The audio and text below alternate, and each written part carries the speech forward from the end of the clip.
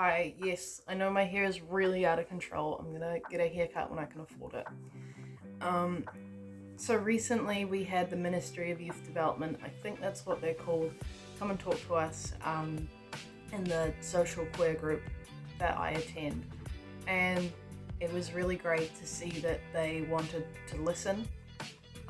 They came here to listen to us and ask about what we need in New Zealand as queer youth, which is really good to see. So I gathered some points of some of the things we talked about, and I thought that it would be really great for a video,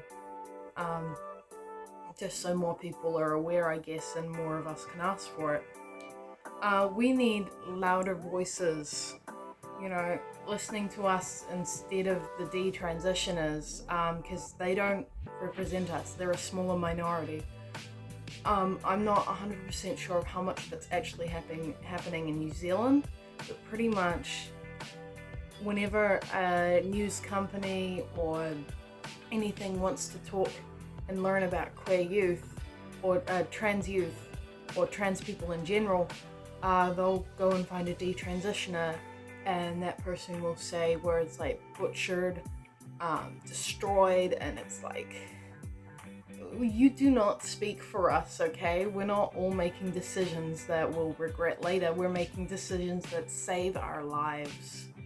There was a lot of distrust in the recent census that came out to track how many people were in New Zealand, their religion, and their identity.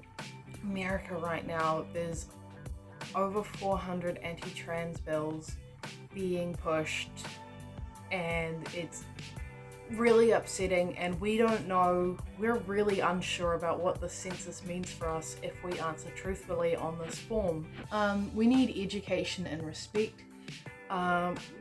Pretty much all the kids there had a teacher or an adult in a position of power out them, and it was really upsetting to see.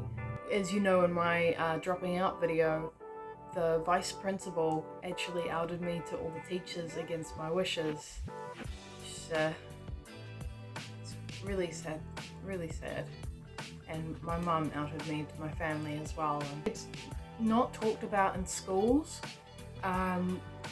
One time in sex ed, I did watch one video which had a couple people mention their queer sex experiences, and then that was the only time we talked about it.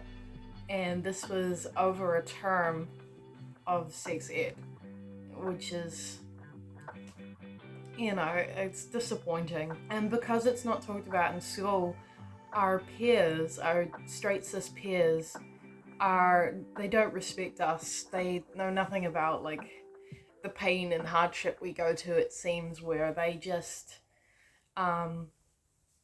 completely disrespect us. They shout at us, they mock us, and a lot of people, queer youth, have to drop out of school or change schools in order to avoid bullying, which is really, really upsetting. We want to be cared about,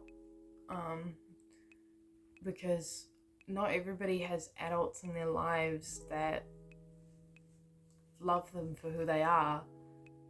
It's probably less than 10% of adults in my life that actually respect me, love me as a boy, which is really sad to think about. But this is not just by adults around us, this is also by local government. The only time that they've talked to local government, which is very close by, is to fight for the building that we currently meet up in. And that was about 4 years ago, 3 or 4 years, and that's it.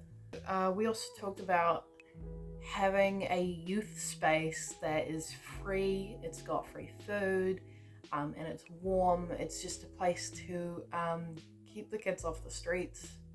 And I'm not talking about in a homeless sense.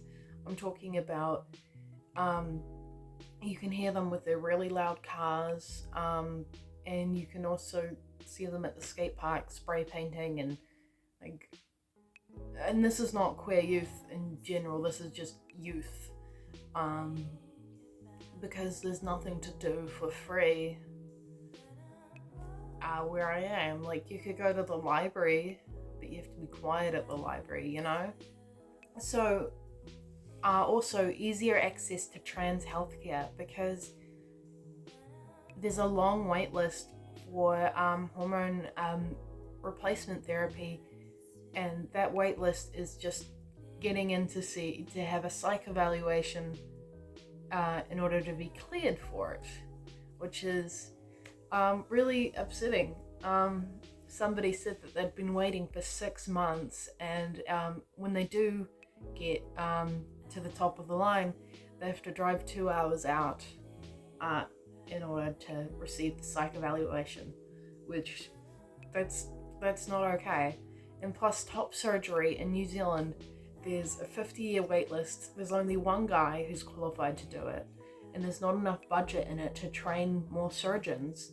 And a lot of people, trans people, have been leaving New Zealand to get top surgery, to get these life-saving surgeries, and it was really good to have them listen to us. Anyways, I hope you have a good rest of your day. Bye.